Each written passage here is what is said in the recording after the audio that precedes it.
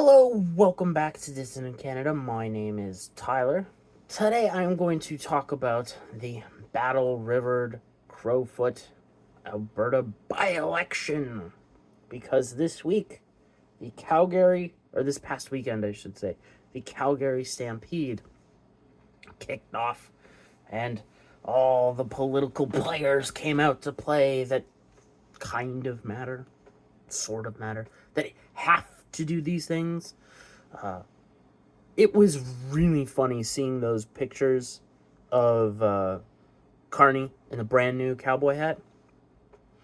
Because if you looked really carefully, you could see his entire entourage trying to blend in. And that was funny. They stuck out like a sore thumb. Danielle Smith pretended that, she is the actual conservative instead of an establishment professional managerial hack. But what else do you get from that woman? And Pierre was trying to garner up votes from the Stampede that's not in his riding as far as I'm aware. Yay. Very smart of him. Anyways, this is more about the by-election, and I think Pierre's underwater. Now, I know my election prediction is not great, but, I was on the right path when I started predicting the last election, saying the Conservatives were in serious trouble. I just let, global macro take over.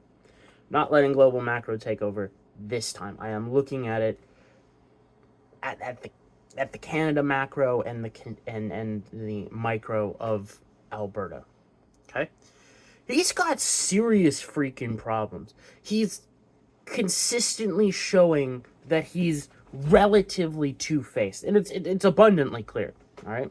He'll come out and he'll say, "Oh, hey, look, we need to crack down on the immigration, rah, rah, rah, rah, anti-immigration, anti-immigration." And then in the next speech he goes on to say, "But we need to let these immigrants in, because we need all of the underpaid, basically indentured servitude that has been propping up the Canadian economy since 2008, really. So, almost 2 decades. So his voter base is fractured because he himself is a fractured politician. He has no consistency. He has no core values. The only real core value that Pierre has is, I want the title of prime minister, and he'll do almost anything to get it. He doesn't even have, as far as I can tell, the core issue or the core value that, say, Carney has, which is all that matters is power. That's generally how the left works these days. But he doesn't even have that. He just has, well, I want to be leader of Canada. That's it. Which is whatever. So it's why he promises everything to everybody, and it doesn't work out. Plus, you have the fact that he's still basically running on, I'm a bog standard conservative, saying the bog standard conservative things that have been said for the last 40 to 50 years. And so he tries to present himself as the new hip young conservative. Like, he's trying to be, more along the lines of, say, from the States, we look at, say, Benny Johnson, Charlie Kirk in the influencer space, or he's trying to compare himself to that young image there, trying to take that, hey, I'm that firebrand Matt Gaetz, without actually ever being close to a firebrand. And like, he'll nudge himself in the direction of Steve Bannon without ever going close to that. Like, he's just bad at marketing himself, really. But I mean, from his perspective as an establishment hack, it's an uphill battle because, again, that bog standard conservatism, all right, that he's trying to sell, well, it's been sold for 40 to 50 years, and people have been betrayed by the people who said that for years. Like, you know, how long was, you know, the progressive conservatives before Harper saying, "Hey, we fiscal conservatism," and then when they got in, they really didn't do a damn thing, and then when they were out of power, they didn't really do a damn thing but bitch. I mean, they bitch either way.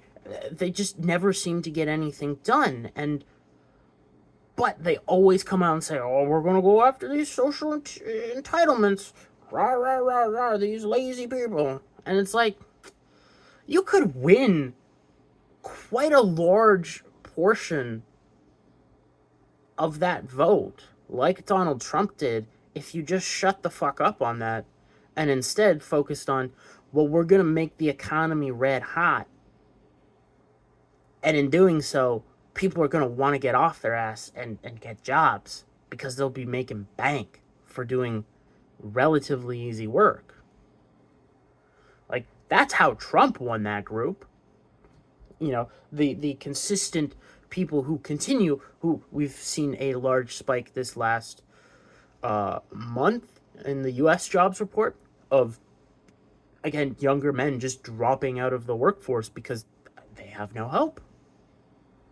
Even though it's Donald Trump's now economy, even though it's really not global macro.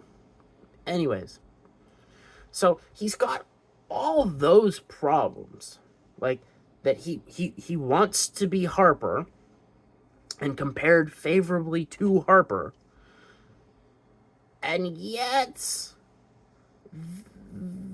the majority of Canadians don't have a positive view of Harper. Like, if you asked Canadians today if they would prefer Harper over Carney, they probably say Harper. But if you actually put Harper up for a vote, they wouldn't vote for him because he is repulsive to them. So in doing that, like, Pierre's got serious problems. Now, this is supposedly an extremely safe riding for the Conservatives, but I actually see there being quite a bit of problems. There's two coming up. There's going to be one from Carney, and then there's going to be one from the Alberta separatists, all right? So far, if you go to Election Canada, as of recording this, there are 2 confirmed candidates for this by-election so far. They have until the end of the month, or the day before the end of the month, I should say, the 30th, to, get all their signatures and be confirmed as candidates, all right? So, like, there'll probably be a few more, because so far it's Pierre and this lady named Bonnie, who is an independent. I just went on her website because I wanted to see. She said she's a centrist. She's anything but a fucking centrist. Like, when you are talking about climate change from the leftist perspective, you're not a centrist. But then again, the left always claim they're centrist, even though they're far left radicals. So I don't know if she's a far left radical. I haven't done enough, and I really don't care. But I would suspect that there's going to be more candidates. There'll probably be at least one who is pro-separation. There'll most likely be a Liberal candidate. And maybe not, there'll be the PPC candidate. I don't know if he actually gets all the requirements. The signatures and blah, blah, blah to make the bare minimum requirements to.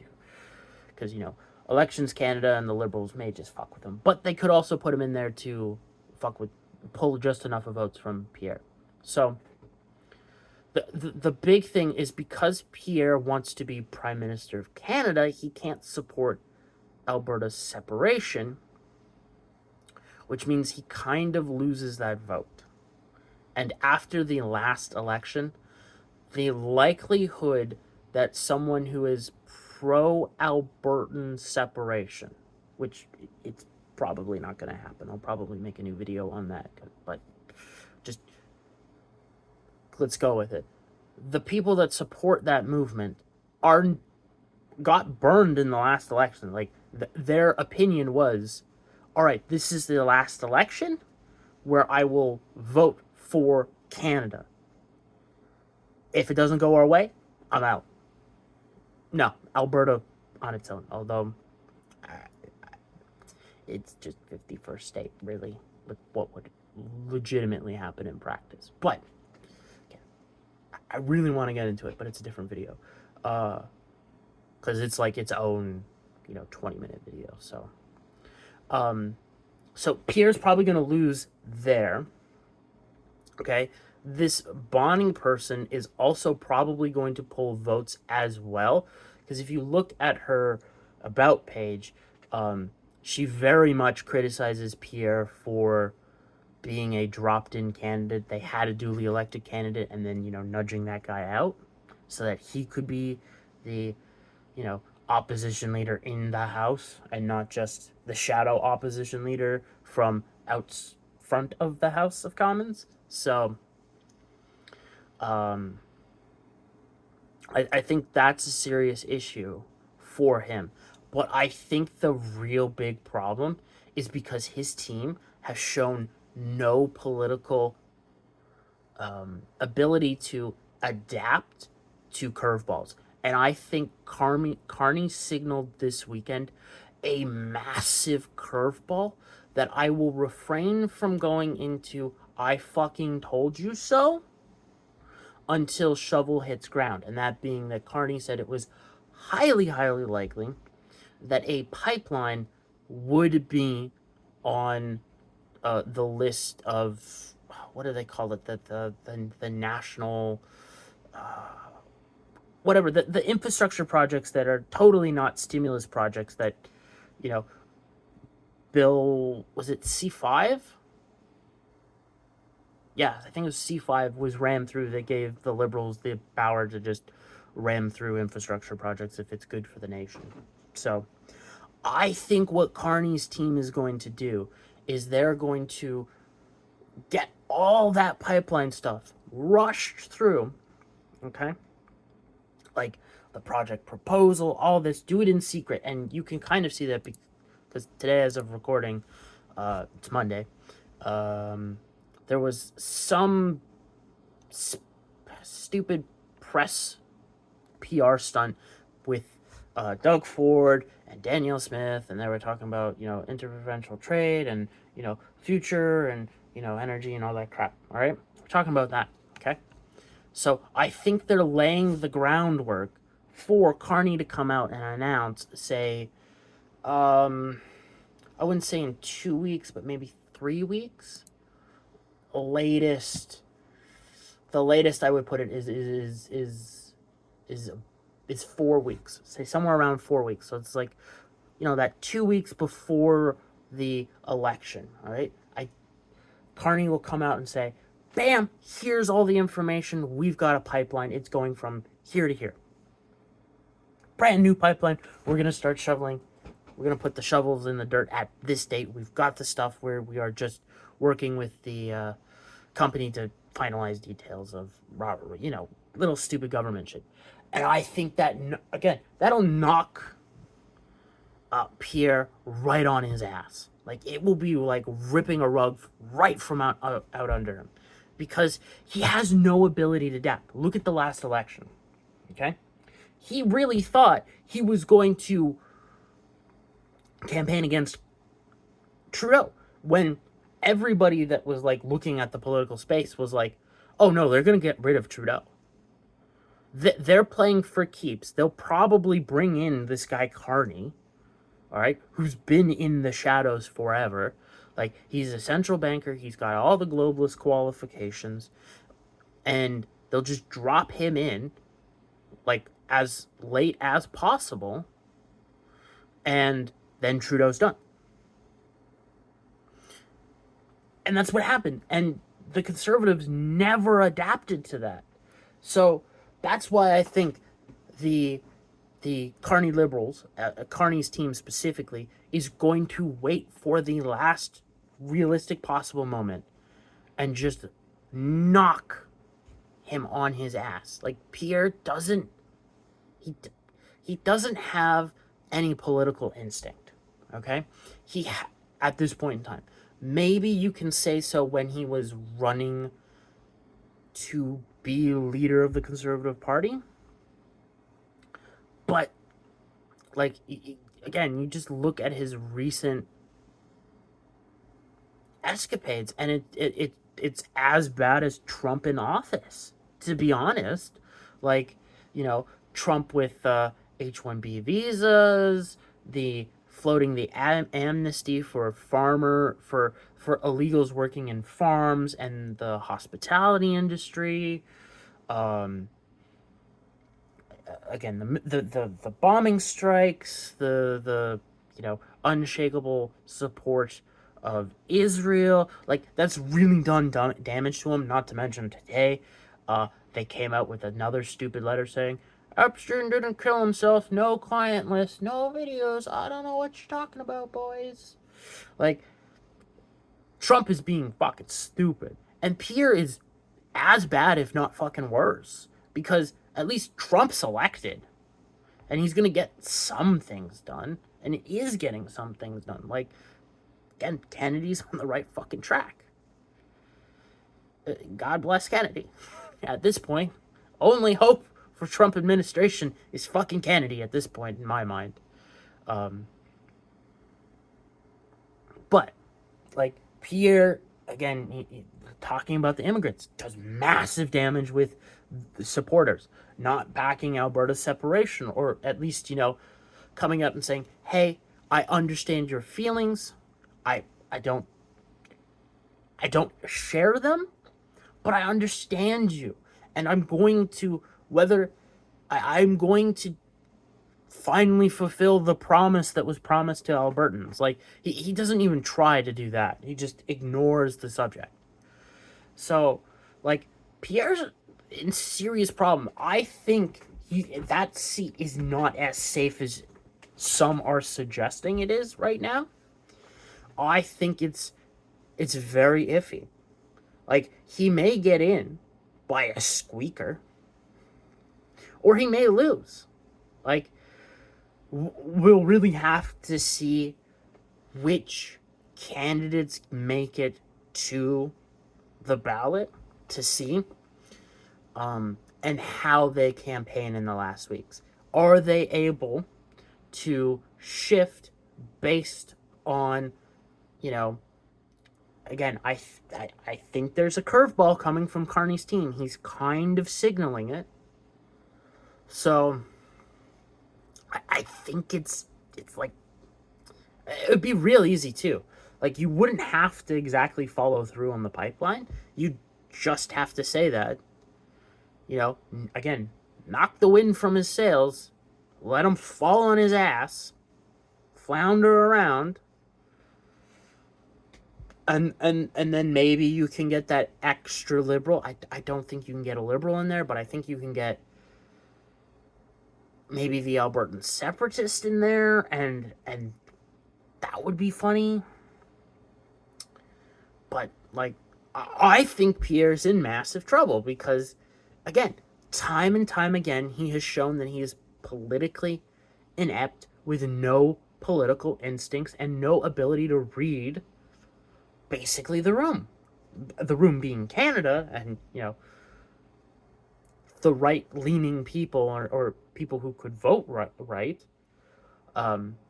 Just inability to read and reflect what they want in a leader, and what they actually, want government to reflect. So, I think that's extremely going to be, like, it's going to be a fascinating by-election no matter what happens, because, like, I don't think Carney just lets him walk in. I think, again, I think the curveball's coming. It's a pipeline, because in more ways than one, it's needed for Carney. He needs to pacify just enough of the separatist movement in Alberta so that they can, when the, not the referendum vote, the second vote, because there's a referendum, then it goes to an actual ballot of, like, do we leave or not. It's that second one that he really needs to derail. All right, and that would be relatively easy, because I think it's only 60-some% in Alberta that you need for that second vote. The first vote has been lowered, so that's going to be hard to derail, but it's the second one that's easier because of Edmonton and Calgary. There's just enough Liberals and those who will vote left-leaning and those who will vote to stay in Canada in those two cities, but also in the sticks, that really make that barrier hard to get, as far as I'm aware. I could be getting the population statistics wrong, but I mean, when you go in and it looks like there's been at least a somewhat concerted effort to increase the population of at least Edmonton and Calgary with immigrants to dilute the vote of the population of Alberta, like in the last couple months. So very interesting indeed. Like, this by-election will send signals that we can then interpret the referendum vote, and then if, the referendum passes, the vote afterwards, and we'll see how that goes. So that's the video for today. I know my yesterday video was talking about the strikes on Fort Doe, and I may have to do an update because Tucker Carlson, people are giving him shit because he interviewed the president of Iran, and it's like, no, this is good journalism. This is what you want journalists to do, is to interview, like, foreign leaders that you probably disagree with. You want to hear their perspective. I have yet to watch it. That's why I say I may have to make a video. I'm sure it's very fascinating, whatever was said. I also want to talk about some interesting things going on with the U.S. dollar. There appears to be a little bit of a rally today. We'll see if it continues, but the Canadian dollar is weakening. I want to talk about that, but there's also some interesting theories being floated around about why the Donald Trump administration is hammering through legislation on U.S. stablecoins. People are saying, oh, this is the CBDC. Not really. It's something different and very much related to the euro dollar. And I'm sure there's a whole host of other shit going on this week. I mean, there's the Texas floods. It's a bad disaster. I hope more people make it out alive, but as time goes on, that doesn't seem likely. But I am more and more willing to be wrong on that than being wrong on anything ever before. So there's some stuff that'll be videos coming out this week. Until the next video, have a good day.